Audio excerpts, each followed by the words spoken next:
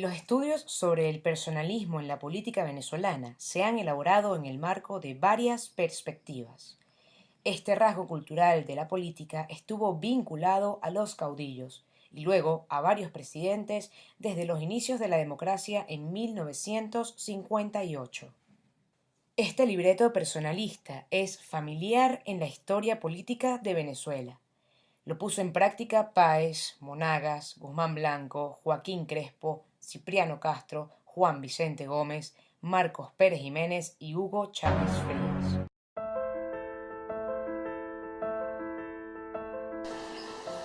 Tendríamos que pensar realmente que Venezuela hasta el siglo pasado fue un país rural.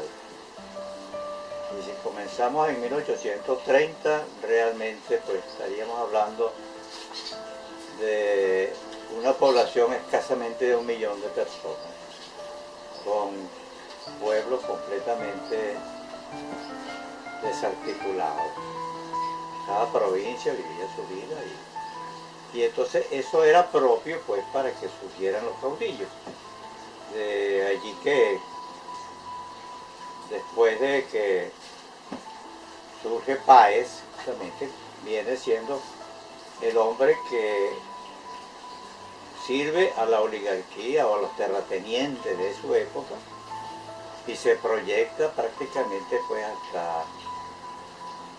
hasta la llegada de Guzmán, pasando pues por Monagas, que fue uno de los hombres que puso el propio Páez y que luego lo traicionó, hasta lo metió preso.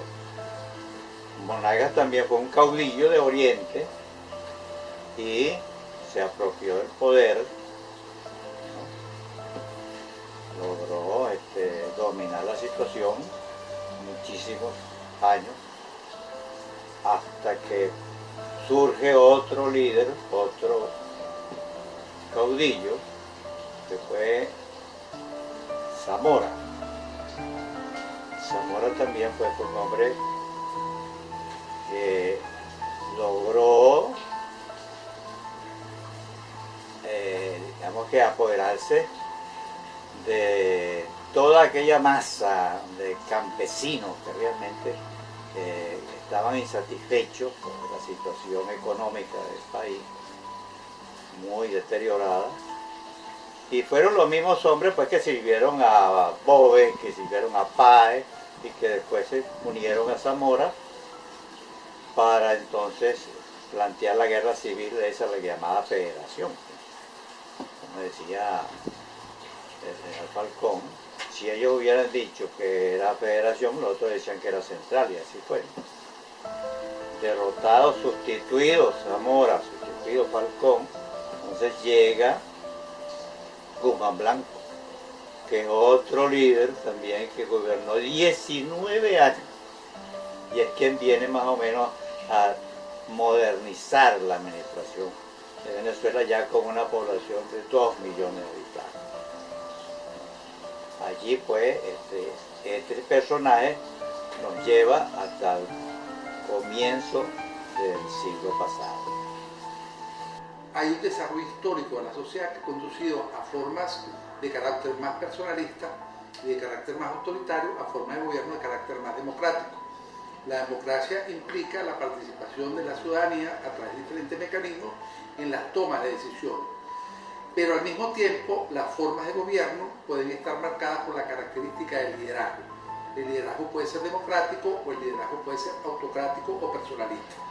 Es decir, es más personalista en la medida en que la toma de decisión está más fundamentada en la idea de un líder de carácter mesiánico que en una decisión que tenga que ver con un carácter colectivo. Fundamentalmente, para poder señalar cuándo un gobierno es personalista o no, habría que definir qué se entiende por democracia. Es fundamentalmente eso. Y el concepto que yo creo más adecuado para definir qué es una democracia pasa fundamentalmente por la división de poderes. Una democracia es fundamentalmente un gobierno de instituciones en la que cada cual cumple con su rol establecido. El concepto de democracia busca fundamentalmente eso, que el poder no se concentre en una sola persona, sino que diversas instituciones cuenten con la responsabilidad de coadyuvar para que el Estado progrese adecuadamente dentro de un régimen de libertades que garantiza los derechos humanos de todos los ciudadanos. Fundamentalmente, si en una democracia o en un Estado que se califica como democrático no hay división de poderes, no hay respeto entre los poderes, no hay un equilibrio entre los poderes, considero que no se podría estar hablando de una democracia. Por lo tanto, el concepto de personalismo en el poder estaría totalmente en contradicción con el concepto de separación de poderes. Por lo tanto, en mi criterio, sí, es fundamentalmente clave que haya separación de poderes, que haya fortaleza en cada uno de los poderes, equilibrio, lo que se llama el sistema de pesos y contrapesos, cada poder regula al otro. Para mí esa idea es clave para que se pueda hablar sobre democracia, la cual, repito, estaría, en mi opinión, reñida con la idea de personalismo. Hombres, por ejemplo, como Cipriano Castro, el mismo Juan Vicente Gómez, bueno, Dios, eran hombres muy de provincia, gente muy de escasos conocimientos doctrinarios o de principios filosóficos ni nada por el estilo, pero fueron llevados al poder por la oligarquía que los utilizó. Ahora, unos de ellos, algunos, por ejemplo, Gómez se rodeó de personas que lo auxiliaron en el mandato y entonces llegaron a hacer obras de gobierno. El mismo Guzmán, Guzmán modernizó la administración en Venezuela, pero no porque él, no porque su mensaje se apoyó en hombres inteligentes de aquella época, pero tenía una visión ya un poquito más inteligente que los otros. Bueno, de ahí, la universidad, el Capitolio, el Teatro Municipal, la Plaza Bolívar, el Calvario en Venezuela, en Caracas, carretera, obras, la unidad monetaria de Venezuela, que no existía en 1890. Y entonces, ¿qué pasó? Bueno, se llamaba el venezolano. En vez de Bolívar se llamaba el venezolano. Pero no existía una moneda, existían cualquier cosa de eso. Bueno, de esto, entonces, ¿qué sucede? El mensaje que ellos dan es el mensaje que le interesa a la oligarquía. Después Gómez también no tenía ningún interés filosófico, ni de democracia, ni de esto, ni de aquello. Sencillamente mantener en el poder y el orden público. Esa era su consigna. Entonces, Venezuela tiene como característica, que pareciera que tiene que ver con la impronta de Simón Bolívar en la forma de hacer del venezolano, donde las figuras tienen carácter carismático. O sea, los presidentes de la República tienden a tener una característica carismática o personalista. Si nosotros vemos incluso los últimos años o los últimos 50 años del país, la tendencia en general es que los presidentes son electos por su característica carismática. Entonces, Rómulo Betancourt fue un presidente con característica carismática, luego sustituido, bueno, por Raúl Llori, ese tenía menos características carismáticas, pero sí Carlos Andrés Pérez, sí Rafael Caldera, son liderazgos que tienen una característica en el cual el poder se sienta fundamentalmente en el valor que tiene el liderazgo. Y eso tiene posiblemente mucho que ver con la característica de la historia venezolana, en el cual Simón Bolívar pareciera que tiene todas las respuestas para todas las problemáticas sociales, cuando eso no es verdad. Ellos por lo menos hicieron una forma, un planteamiento de unidad nacional que duró poco, pero fue realmente importante, digamos, el pacto de punto fijo. Independientemente de quién sea el presidente, se fortalece siempre la idea del personalismo en el poder. Es el hombre fuerte, el que manda, no es el que gobierna, no es el que administra, es el que manda. Por supuesto, habrá líderes mejores que otros, con más capacidad, con más habilidades para gobernar, pero siempre está el líder máximo que se elige, el caudillo que se elige. Por algo pasamos de Betancourt, que era un caudillo civil, Carlos Andrés Pérez también lo era, Rafael Caldera también lo era, Hugo Chávez, por supuesto, también lo es.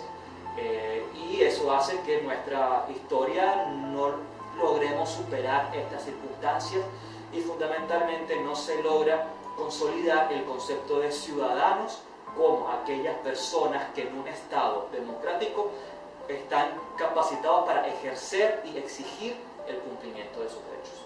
Es decir, en las épocas de crisis lo que tiene que suceder son los liderazgos de carácter colectivo.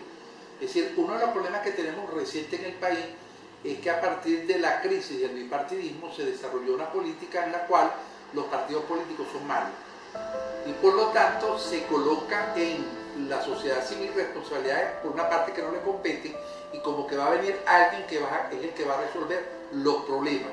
Es decir, ahorita lo podemos incluso ver a nivel de la oposición, es decir, es el liderazgo de María Corina por un lado, el liderazgo de Enrique Capriles por el otro, es el liderazgo de Leopoldo por el otro. Es decir, cuando, a pesar de que esas son opiniones, el liderazgo tiene que estar vinculado a organizaciones de la sociedad que tienen que ver con organizaciones no gubernamentales, organizaciones y organizaciones políticas que son las que tienen que darle de alguna manera el rumbo al país. En teoría, incluso cuando hay crisis, las instituciones deberían saber responder. Una democracia es fundamentalmente un gobierno de instituciones, no un gobierno de personas. Entonces sí, a pesar que haya crisis, que puede ser una crisis económica, puede ser una crisis natural, un accidente natural, un desastre natural, las instituciones deberían estar lo suficientemente fuertes para poder responder. El personalismo, que es fundamentalmente la concentración de poder en una sola persona, siempre deriva en el abuso de poder. Recuerden siempre que el poder corrompe, el poder absoluto corrompe absolutamente. Un gobierno personalista significaría o podría significar la violación de los derechos que tienen todos los ciudadanos. Entonces yo considero que no, que ni siquiera cuando hay crisis se justifica el personalismo en el poder dentro de un sistema democrático. En la mayor parte de los actores del poder no son sino instrumentos de grupos de intereses. Y entonces esos grupos de intereses forman al individuo que colocan allí, lo animan, lo emocionan, entonces se forma un ególatra, porque ellos, si vamos a buscar en la esencia de quiénes fueron estos personajes, cuál es el origen de esos gobernantes, vemos que fueron gente común del pueblo que no tenían ni siquiera mayor instrucción, o fueron gente del común, pero que los llevaron al poder a través de los partidos, que son intereses, sirven a los intereses públicos o a intereses privados, y entonces allí surge el personalismo. Si lo vemos desde el punto de vista de la oposición, fíjense que permanentemente se está buscando el líder, es decir, la persona mesiánica que va a resolver los problemas del país, como que si es una persona la que está en capacidad de resolver los problemas. En Venezuela hay mucha tendencia al liderazgo caminativo que no solo se ve a nivel de la estructura social general, sino se ve en las instituciones, cuando se personaliza en el sujeto lo que es una acción de carácter colectivo. Bueno, ese es un producto comercial, la megalosomía. Te venden la imagen del individuo, ¿no? Y todavía desde el comienzo de nuestra nacionalidad, desde 1800, está donde 1830, donde todavía hay muchísimo analfabetismo. Ese analfabetismo es el que en todo sentido compra al personaje y cree realmente que lo que le están vendiendo, ¿no? La foto, la imagen, tal, el discurso, la mentira, eso. A pesar de que el expresidente de la República, Hugo Chávez Frías, en su modelo conceptual plantea una forma de organización social democrática, participativa y protagónica, el ejercicio del poder demostró todo lo contrario. Es decir, a pesar de que la propuesta social era una propuesta que le daba mayor empoderamiento a la ciudadanía en la toma de decisiones, lo que terminó ocurriendo en la práctica es que eso no se materializó en hechos reales, sino que la toma de decisión fue cada vez más centralista y fue cada vez más personalista, porque se tiene una visión mesiánica o caudillesca del ejercicio del poder por parte del líder carismático. Es decir, el expresidente de la República tiene una característica mesiánica, tiene una característica carismática, es lo que se llama el liderazgo carismático, que hace que toda la toma de decisiones recaiga fundamentalmente en esa visión del poder y en esa visión del ejercicio de la autoridad. Para mí, democracia es fundamentalmente respeto de los derechos de los ciudadanos y división de poderes, y especialmente que es un régimen de instituciones, no de personas. Importa poco que la presidencia la desempeñe Lucinchi, Carlos Andrés Pérez, Hugo Chávez, sino lo que interesa es la institución. Si que por X circunstancia el presidente debe salir del gobierno, no haya un trastorno en el progreso, en el desarrollo del sistema político y del gobierno como tal y del Estado como tal. Entonces, para mí no se puede permitir en un sistema que se califica como democrático que haya personalismo en el poder, porque a la larga eso sí, siempre va a culminar en abuso de poder y en minusvalía de los otros poderes frente al hegemónico. Cuando todos pretendíamos que iba a haber unas elecciones populares, etcétera, etcétera, dentro de la Constitución, se reforma la Constitución como una obra bastante importante, muy democrática, pero de nada ha servido, pues, porque la cuestión no es que exista la filosofía, que existan las leyes, que existan los poderes públicos, pero sí la actuación de gobierno no se ajusta a lo que allí debía ser. En una democracia, en la política, mientras más poder se concentre en una sola persona, es más factible que abuse del poder y atropelle a los ciudadanos. Hasta ahorita la tendencia de las organizaciones políticas ha sido fomentar el liderazgo personal y el liderazgo carismático. Es decir, quizás el único presidente de la República que rompió con ese esquema y lo rompió yéndose del país fue Rómulo Betancourt. Rómulo Betancourt terminó su mandato de gobierno y se retiró.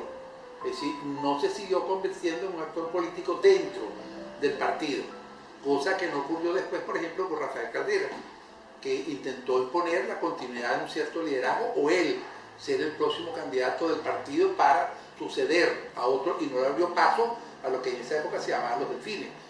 Y Hugo Chávez es la expresión más clara de lo que es el liderazgo personalista y el liderazgo carismático, a pesar de que su discurso estuviese planteando y promoviendo la participación protagónica y participativa de la sociedad venezolana en la toma de decisiones.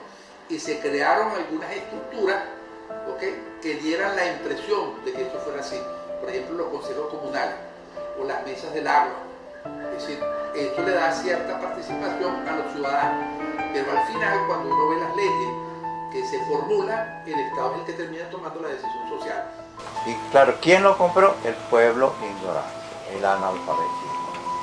Fíjate tú que todavía pues tenemos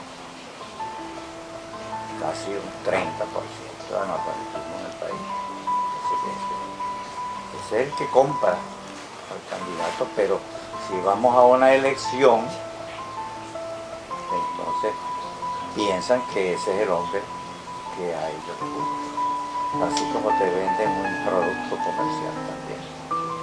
Entonces, la política ha hecho de la publicidad la estrategia número uno para poner a un candidato.